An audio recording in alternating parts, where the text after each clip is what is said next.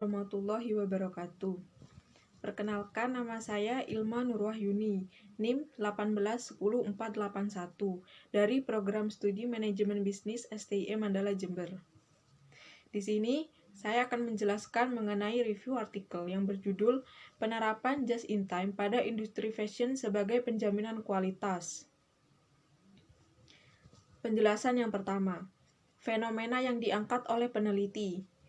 Untuk mengetahui apakah sistem just in time dapat diterapkan pada industri busana dalam rangka meningkatkan kualitas produk yang lebih baik, meningkatkan efektivitas dan efisiensi dari proses bahan baku, pengerjaan proses produksi, hingga barang tersebut sampai di tangan konsumen.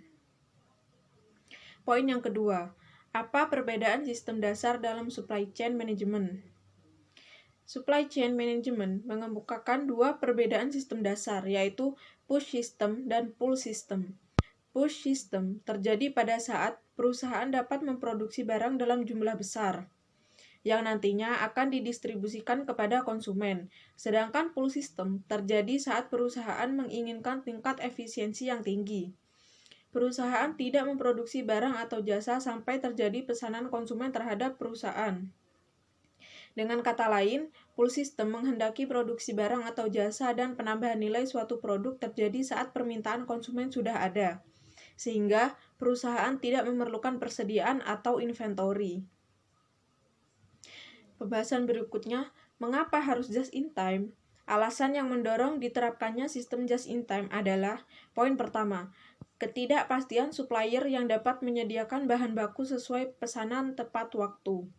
Poin kedua, ketidakpastian atau kerumitan operasional produksi dalam hal setup mesin, proses produksi yang terlalu panjang. Yang berikutnya, sistem just in time berusaha menghilangkan segala pemborosan dan segala sesuatu yang tidak memberi nilai tambah dengan menyediakan sumber daya pada hilangkan segala pemborosan dan segala sesuatu yang tidak memberi nilai tambah dengan menyediakan sumber daya pada tempat dan waktu yang tepat. Sistem ini akan mengakibatkan persediaan lebih sedikit, jumlah pekerja lebih sedikit, dan biaya produksi yang lebih rendah serta produk dapat diserahkan ke pelanggan tepat waktu.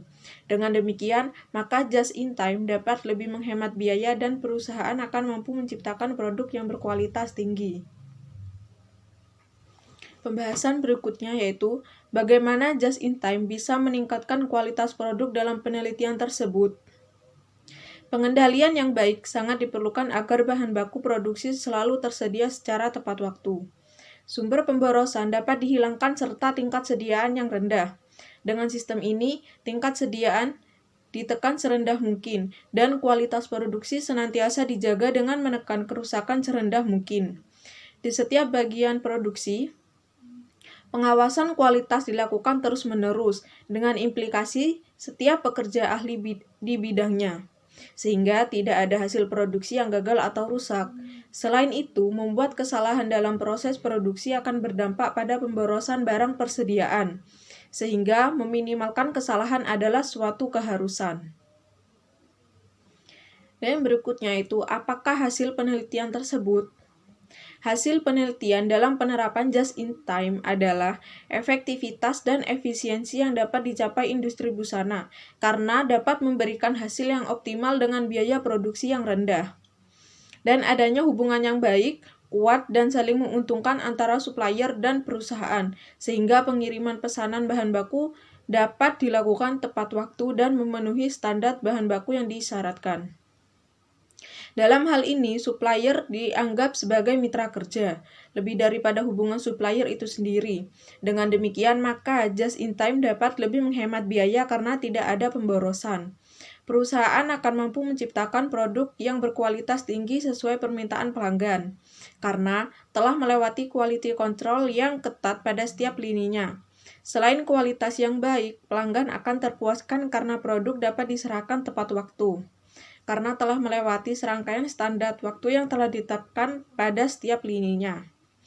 Dan yang tidak kalah pentingnya, kinerja perusahaan akan lebih efisien dan efektif karena tidak ada sumber daya yang menganggur serta mampu memberikan hasil yang optimal kepada pemilik perusahaan. Cukup sekian penjelasan dari saya, kurang lebihnya mohon maaf. Wassalamualaikum warahmatullahi wabarakatuh.